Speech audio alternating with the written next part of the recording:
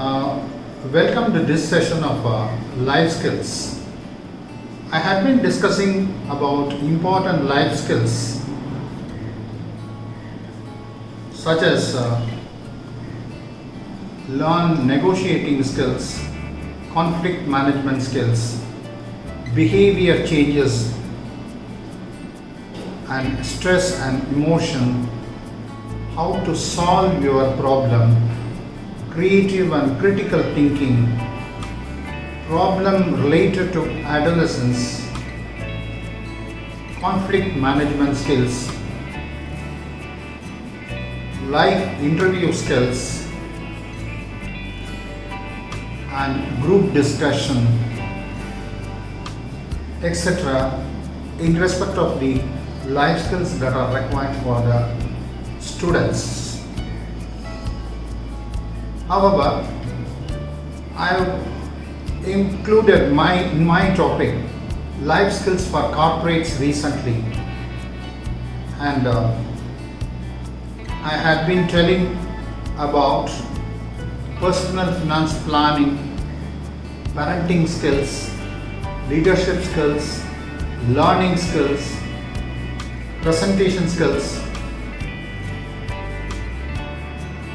numeracy skills, and interpersonal skills, etc., including the latest of the videos in respect of work-life balance, control your anger, and how to be assertive, and body language.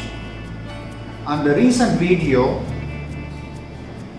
is on communication strategy. Perhaps if you continuously see these videos, you will have a good number of topics which may be useful to you in improving your career and also your professional life.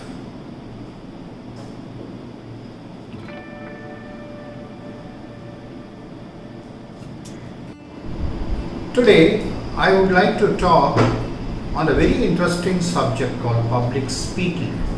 Public speaking is a very important topic in one's life because it is actually by practice one has to gain this public speaking knowledge. The public speaking is also called oratory or oration, is a process of or act of performing a speech to your live audience. Public speaking is commonly understood as formal, face-to-face speaking of a single person to a group of listeners. However, due to the evolution of public speaking, it is modernly viewed as any form of speaking formally and informally between an audience and the speaker. Traditionally, public speaking was considered to be a part of persuasion. The act can accomplish particular purposes including to inform, to persuade, and to entertain. Additionally, differing methods, structures, and rules can be utilized according to the speaking situation. Public speaking was developed in Rome and Greece. Prominent thinkers from these lands influenced the development and evolutionary history of public speaking.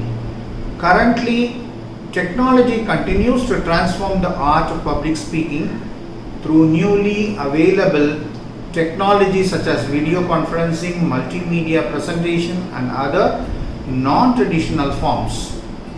Uses of public speaking. Public speaking can serve the purpose of transmitting information, telling a story, motivating people to act, or encouraging people This type of speech is deliberately structured with the three general purposes: to inform, to persuade, and to entertain. Knowing when public speaking is most effective and how it is done properly are key to understanding the importance of it. Public speaking for business and commercial events is often done by professionals. These speakers can be contracted independently through representation by the speaker's bureau or by other means. Public speaking plays a large role in the professional world. In fact, it is believed that 70% of all jobs involved some form of public speaking.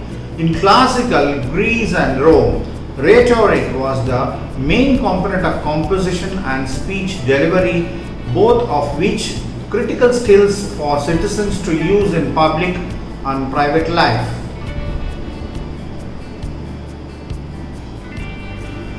Any citizen who wished to succeed in court, in politics, or in social life had to learn techniques of public speaking. Rhetorical tools were first taught by a group of rhetoric teachers called sophists, who were notable for teaching paying students how to speak effectively using the methods they developed. Separately from the sophists, Socrates, Plato, and Aristotle developed their own theories of public speaking and taught these principles to students who wanted to learn skills in rhetoric. Plato and Aristotle taught these principles of schools that they founded, the Academy and the Lyceum respectively. Although Greece eventually lost political sovereignty, the Greek culture training in public speaking was adopted almost identically by the Romans. Women and public speaking. Throughout the 18th and 19th century, women were publicly in courtroom, in senate floor and the pulpit. It was also considered improper for women to be heard in the public setting. An exception to this custom was the Quaker religion and allowed women to speak publicly in the meetings of the church.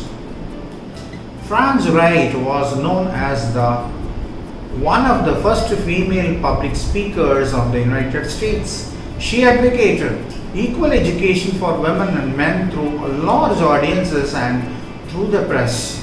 African American Maria Stewart, also said to be the second female speaker of the United States, lectured in Boston in front of both men and women just 4 years after the right in 1832 and 1833 on educational opportunities and abolition for young girls. Two sisters named Angelina Kinkey and Sarah Kinkey created a platform for public lectures for women. They were for the first female agents of the American Anti-Slavery Society. Both sisters also had many tours through the years, which was only 5 years after Maria Stewart. The two sisters faced disagreement by churches and did not agree that their public speaking as women. Both sisters spoke about how slavery relates to women's rights and why women need equality. Techniques and training. Next topic would be techniques and trainings. Effective public speaking can be developed by joining a club such as Rostrum, Toastmasters, International Association of Speakers Clubs, ASC, or speaking circles in which members are assigned exercises to improve their speaking skills. Members learn by observation and practice and hone their skills by listening to constructive suggestions followed by new public speaking exercises. The new millennium has seen a notable increase in the number of training solutions offered in the form of video and online courses. Videos can provide actual examples of behaviors to emulate. Professional public speakers often engage in ongoing training and education to refine their craft. speaking skills such as learning better storytelling techniques, learning how to effectively use humor as a communication tool, and continuously researching in their topic area of focus. Glossophobia. A common fear of public speaking is called glossophobia, or informally stage fright. This state of response by many beginners confuse with normal nerves and anxiety with a genuine phobia. New technology has also opened different forms of public speaking that are non-traditional, such as TED Talks, which are conferences that are broadcast globally. This form of public speaking has created a wider audience base because public speaking can now reach both physical and virtual audiences. Multimedia presentations can contain different video clips, sound effects, animation, laser pointers, remote control trackers, clickers, and endless bullet points, all adding to the presentation and evolving our traditional views of public speaking. Public speakers may use audience response systems. For large assemblies, the speaker will usually speak with the aid of a public address system or microphone and loudspeaker. These new forms of public speaking, which can be considered non-traditional, have opened up debates about whether or not these forms of public speaking are actually public speaking. That will launch you into the speaking stratosphere. Number one is know your audience. If you are speaking in front of an audience, there is usually a reason. Know who you are speaking to and what they want or need to take away. If it's friends and family, entertain them. If it is corporate events, teach and inspire them. Knowing the demographic of the audience is imperative. Number two, rehearse, and rehearse. Nothing becomes muscle memory unless you practice relentlessly. If you have a big speech coming up, make time every day to practice. Prepare your goals and the content well ahead of time.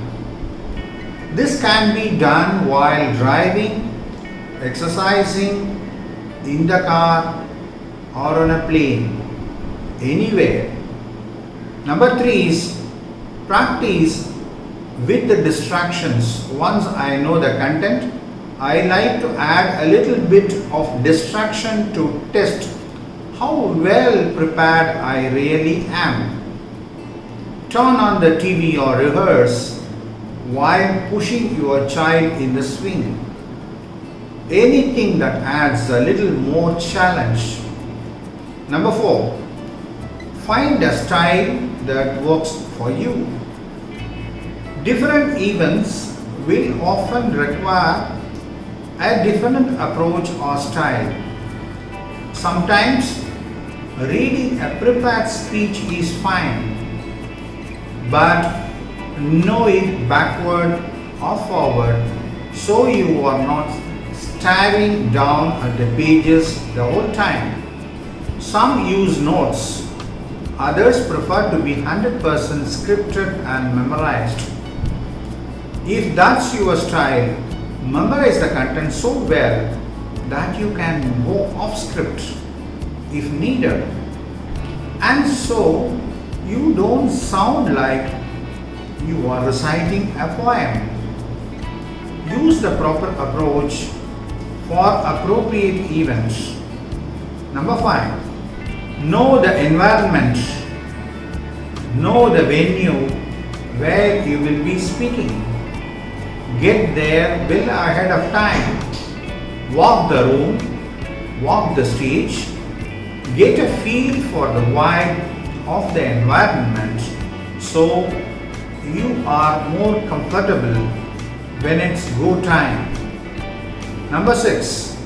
Test all equipment. Nothing sucks more than last minute technical difficulties. Avoid adding even more stress by testing any and all equipment and audio-visual functions ahead of time and have backups.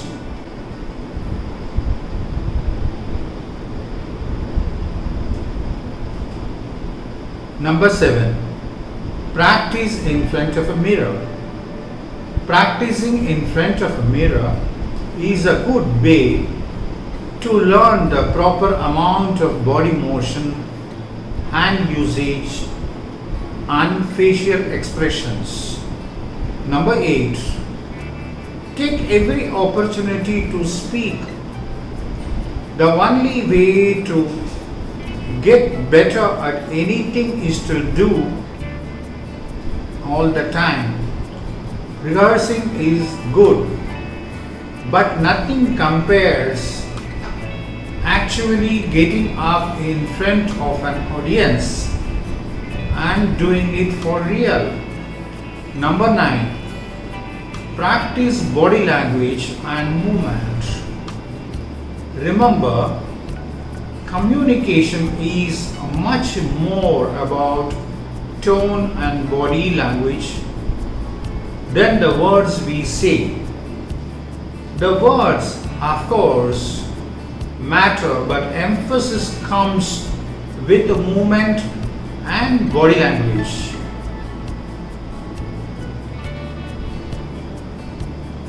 Number 10. Slow down. We have some great sayings in the scene terms. Slow is smooth and smooth is fast, and don't run into your death. Nothing shows nerves more than racing through your presentation.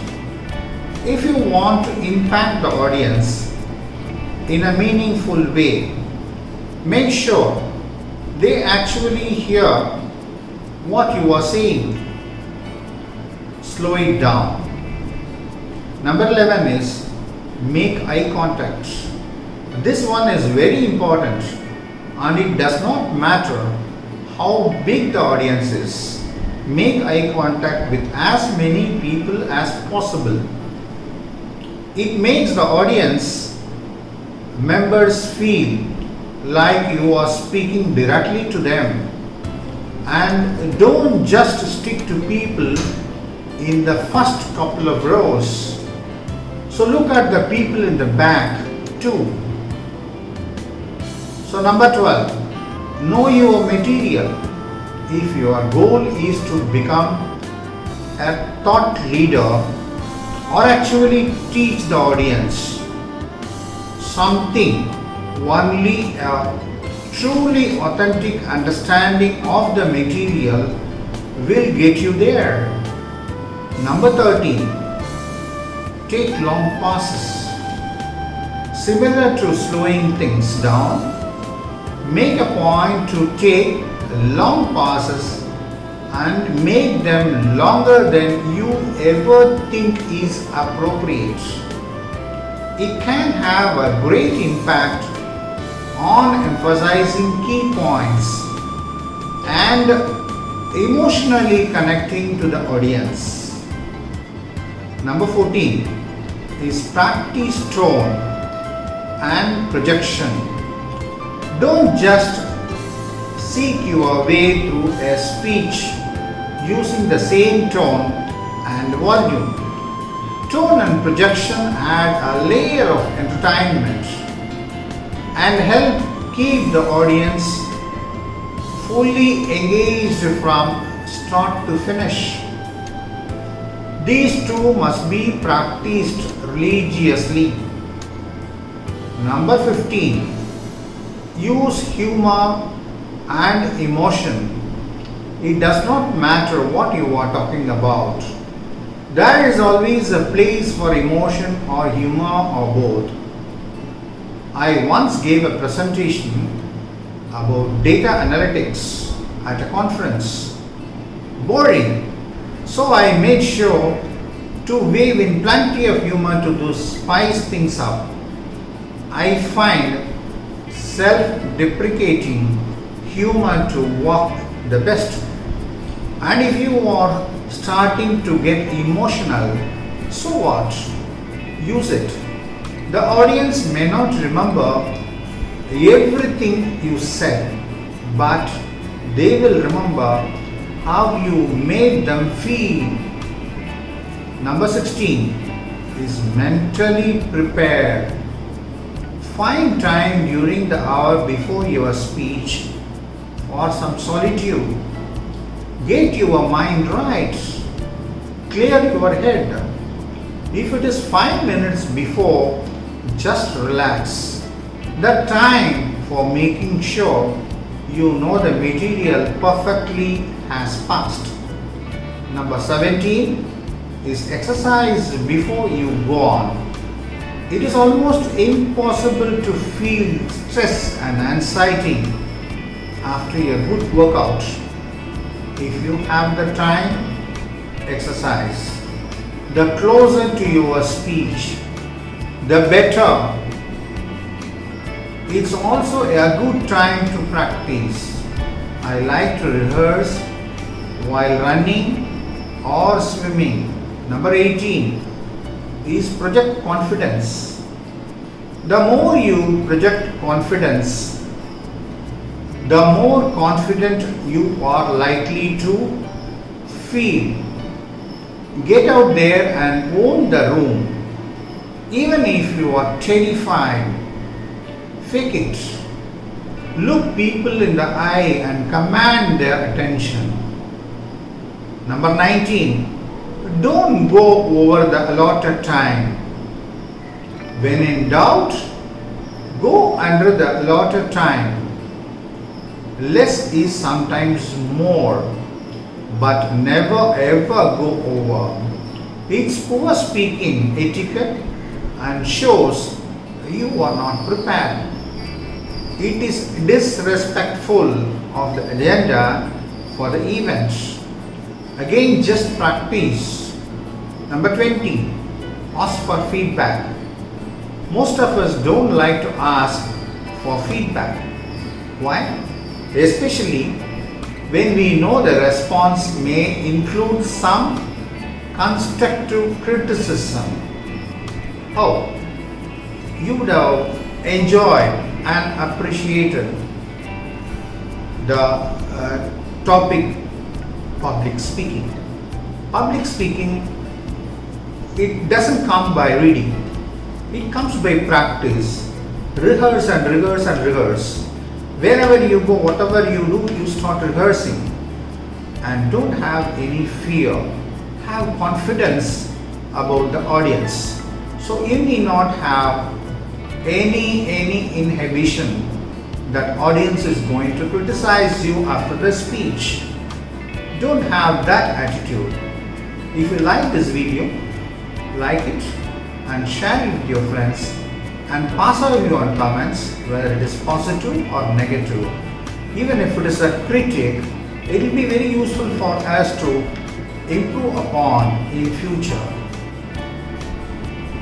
Please subscribe this channel if you would like to receive similar videos in your laptop or mobile. Thank you very much.